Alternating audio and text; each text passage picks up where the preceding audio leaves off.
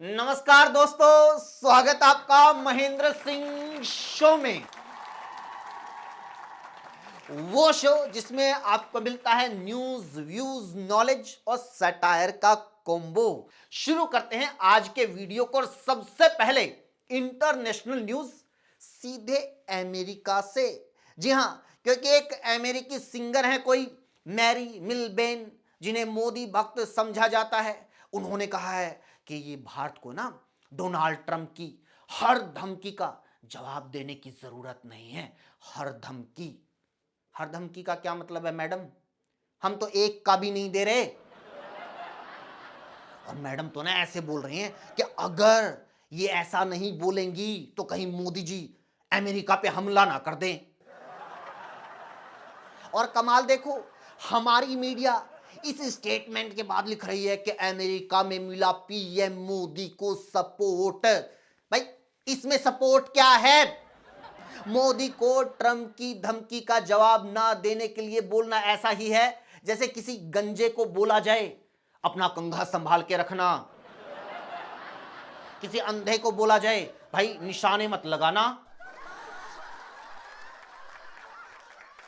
अबे अंधभक्तो, मोदी जी नहीं बोल पा रहे, समझ में आता है, लेकिन भाई तुम लोग क्यों चुप हो? कुछ तो करो भाई, कुछ तो करो। कुछ और नहीं कर सकते तो ट्रंप के पुतले ही फूंक लो। भाई कुछ नहीं होगा तो कम से कम थोड़ी सर्दी से तो राहत मिलेगी। यार मोदी जी, यहां तो बड़े सेठ जी भी डरे हुए हैं, क्योंकि जब ट्रंप ने कहा कि हमारे डर से भारत ने रूस से तेल खरीदना कम कर दिया है, तो कुछ न्यूज रिपोर्ट्स ने बताना शुरू कर दिया कि नहीं, रिलायंस इंडस्ट्री अभी भी रूस से तेल खरीद रही है। तो इसके बाद बाकायदा रिलायंस ने स्टेटमेंट जारी करके सफाई दी। कह रहे नहीं नहीं ना, नहीं नहीं नहीं साहब, हम तो खरीद ही नहीं रहे। अरे सफाई क्यों दे रहे हो? किसको दे रहे हो? क्या भाई रूस से तेल खरीदना कोई गुनाह है? हमारे पैसे, हमारा देश, जिससे मर्जी तेल ले। लेकिन नहीं, इस बात को भी ऐसे डिनाई किया जा रहा है, ऐसे डिनाई किया जा रहा है जैसे रूस से तेल नहीं, केमिस्ट से कॉन्डोम लेते पकड़े गए हों।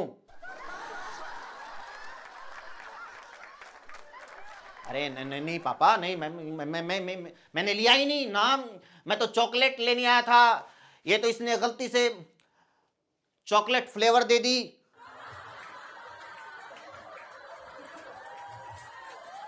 इस मौके पर मोदी स्पोर्टर्स अपने पीएम की हिम्मत बढ़ाने की बजाय हमें ट्रोल करने में लगे हुए हैं। अरे शर्म नहीं आती? ट्रंप का साथ दे रहे हो। भाई हम क्या साथ दे रहे हैं? हम कौन सा मादुरो को किडनैप करने वेनेजुएला गए थे? हम तो बस अपने देश के प्रधानमंत्री को कह रहे हैं कि जी डरो मत, झुको मत, जवाब दो, हम आपके साथ हैं। अमेरिका के डर से बेशक अंधभक्त आपका साथ छोड़ दें, लेकिन हम आपके साथ खड़े हैं। लेकिन आप कुछ करो तो, या ये चाहते हो कि बस खड़े खड़े ही सबके पैर भारी हो जाएं? और एक और बात नोटिस की आपने, जब भी ये पाकिस्तान के साथ किसी तरह का कोई झगड़ा होता है, कोई वॉर होती है या फिर किसी भी तरह की लड़ाई होती है, तो अचानक से कई ट्रैवल एजेंट सामने आ जाते हैं जो बात बात पर बोलते हैं गो टू पाकिस्तान, अरे इसको पाकिस्तान भेज दो। लेकिन अब अमेरिका के साथ झगड़ा हो रहा है तो साला कोई नजर नहीं आ रहा जो कहे इसको अमेरिका भेज दो।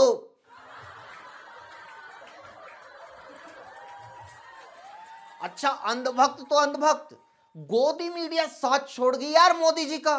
ये देखो, न्यूज 24 नाम का चैनल ओपिनियन पोल चला रहा है, पूछ रहा है कि क्या हमारे पीएम को भी किडनैप कर ले जाएंगे ट्रंप? हाँ, पीएम ना हुआ, फिल्मों में मिथुन की बहन हो गई कि कोई भी किडनैप करके ले जाए। अबे बेशक, बेशक आज देश के पीएम मोदी जी हैं जो अमेरिका के सामने ना बोल रहे हों, लेकिन ये याद रखो, ये वो देश है जो इसी अमेरिका की छाती पे पैर रख के परमाणु शक्ति बना था। ये वो देश है जिसने अमेरिका की धमकियों को जूते की नोक पर रखकर पाकिस्तान के 2 टुकड़े किए थे। ये वो देश है जिसने अमेरिका के बैन और पाबंदियों के बावजूद दुनिया में सबसे ज्यादा ग्रोथ रेट हासिल की थी। इसलिए आज शुक्रिया कीजिए जवाहरलाल नेहरू का जिन्होंने उस टाइम गरीबी और असुविधाओं के बावजूद 1948 में परमाणु ऊर्जा आयोग बनाया, 1954 में परमाणु ऊर्जा विभाग बनाया, एटॉमिक रिसर्च सेंटर बनाया। शुक्रिया कीजिए इंदिरा गांधी का, जिन्होंने 1974 में स्माइलिंग बुद्धा के नाम से पहला परमाणु परीक्षण किया। शुक्रिया कीजिए अटल बिहारी वाजपेयी का, जिन्होंने 1998 में पोखरण परीक्षण करके भारत को परमाणु शक्ति घोषित किया। इन लोगों ने दशकों पहले यह सुनिश्चित कर दिया था कि कोई इंटरनेशनल गुंडा भारत को वेनेजुएला ना समझे। लेकिन शर्म की बात यह है कि इस देश की ये एहसान फरामोश पीढ़ी और नेताओं का झुंड बड़ी बेशर्मी से बोलते घूमते हैं, अरे 2014 से पहले देश में था ही क्या, आजादी ही 2014 में मिली है। इसीलिए दिल्ली की मुख्यमंत्री रेखा गुप्ता ने बाकायदा विधानसभा में कहा है कि भगत सिंह ने असेंबली में बम अंग्रेज सरकार के खिलाफ नहीं, कांग्रेस सरकार के खिलाफ फोड़ा था। वाह, लगे हाथों मैडम ये भी बोल ही देती कि भगत सिंह भाजपाई थे, उन्होंने असेंबली में बम फोड़कर इनकलाब जिंदाबाद नहीं, मोदी मोदी के नारे लगाए थे। हो सकता है भाई, जब इतिहास को खत्म ही किया जा रहा है तो फिर पूरा का पूरा ही खत्म करना पड़ेगा, क्योंकि इतिहास में एक घटना से दूसरी घटना की कड़ियां जुड़ी होती हैं।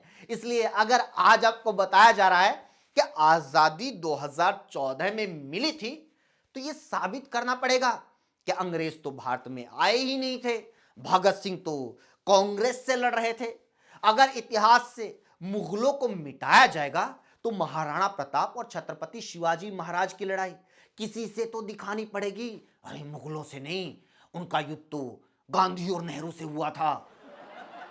और यकीन मानिए, इस देश में करोड़ों लोगों की भीड़ ऐसी तैयार हो चुकी है जो इस पर यकीन करेगी, आंखें बंद करके यकीन करेगी। अरे हाँ, हमने अपनी आंखों से देखा है, संभाजी महाराज का युद्ध मुगलों से थोड़े हुआ था, अक्षय खन्ना से हुआ था। सिर्फ एक आदमी को अवतारी और महान साबित करने के लिए धीरे धीरे देश की तमाम महान शख्सियतों को इसी तरह खत्म किया जा रहा है। और ये काम कर रहे हैं रेखा गुप्ता जैसे नेता। और ये बात मान के चलिए कि पहले AQI टेम्परेचर है, फिर नेताजी सुभाष चंद्र प्लेस, और अब भगत सिंह को लेकर रेखा जी का ज्ञान ये बताता है कि वो कोई पर्ची वर्ची वाली CM नहीं है, बल्कि उनको CM बनाने से पहले बीजेपी ने पूरी रिसर्च और जांच परख की है कि ऐसा CM बनाओ, ऐसा CM बनाओ जिसके सामने मोदी जी आइंस्टीन लगे। एक से बढ़कर एक हीरे तराशे हैं मोदी जी ने।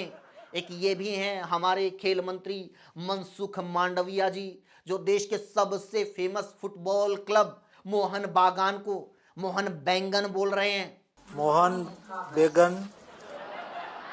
अब इसके बाद लोग इनको मनसुख बैंगन बोल रहे हैं। खैर, रेखा गुप्ता जी के बयान पर वापस लौटते हैं।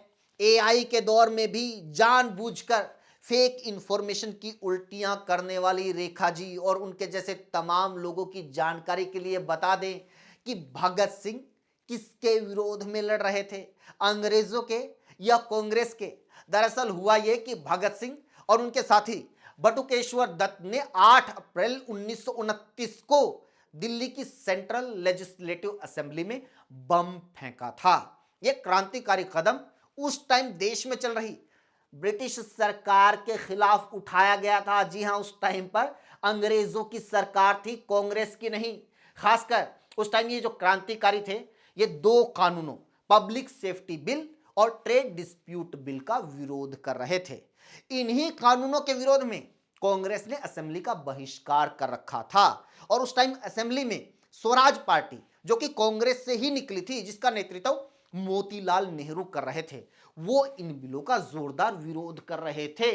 उस टाइम असेंबली के प्रेसिडेंट विट्ठल भाई पटेल, जो कि सरदार वल्लभ भाई पटेल के बड़े भाई थे, वो भी इन बिलों के विरोध में थे।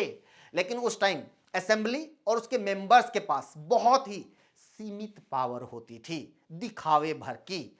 जो ये असेंबली थी इसके कुल 145 मेंबर होते थे, जिनमें से 104 इलेक्टेड होते थे और 41 वॉइस रॉय द्वारा नॉमिनेटेड होते थे, जो कि ज्यादातर अंग्रेजों के लॉयलिस्ट थे। और ये जो इलेक्टेड मेंबर होते थे ये भी अलग अलग पार्टियों और धर्मों के प्रतिनिधि थे। इनको वोट करने का अधिकार भी बेहद ही गिने चुने लोगों को था, जैसे कुछ अमीर, टैक्स पेयर, पढ़े लिखे इलीट क्लास। बस यानी अंग्रेजों ने दिखावे के लिए यह असेंबली का एक सिस्टम बना रखा था, ताकि भारत के लोगों को लगे कि अंग्रेज सरकार के फैसलों में भारत के प्रतिनिधियों से भी सलाह ली जाती है। जैसे अंग्रेजों के टाइम पर अदालतें होती थी, उन अदालतों में वैसे तो मुकदमे भी चलते थे, बहस भी होती थी, सुनवाई का ड्रामा भी होता था, लेकिन आखिरकार फैसला वही होता था जो अंग्रेज सरकार चाहती थी। लेकिन फिर भी जैसे भगत सिंह ने जानबूझकर गिरफ्तारी दी और अंग्रेजों की उसी कोर्ट के भीतर मुकदमा लड़ने का, अपनी आवाज उठाने का फैसला लिया था, उसी तरह कई स्वतंत्रता सेनानियों ने भी अंग्रेजों की असेंबली के भीतर जाकर आवाज उठाने का फैसला लिया था। इसलिए कई क्रांतिकारी असेंबली का हिस्सा बनते थे। लेकिन भगत सिंह और इन तमाम स्वतंत्रता सेनानियों का मकसद अंग्रेजों के खिलाफ जनता को जगाना और देश को आजाद करवाना था, ना कि कांग्रेस के खिलाफ लड़ना और 2014 में मोदी की सरकार बनाना था। समझे रेखा जी?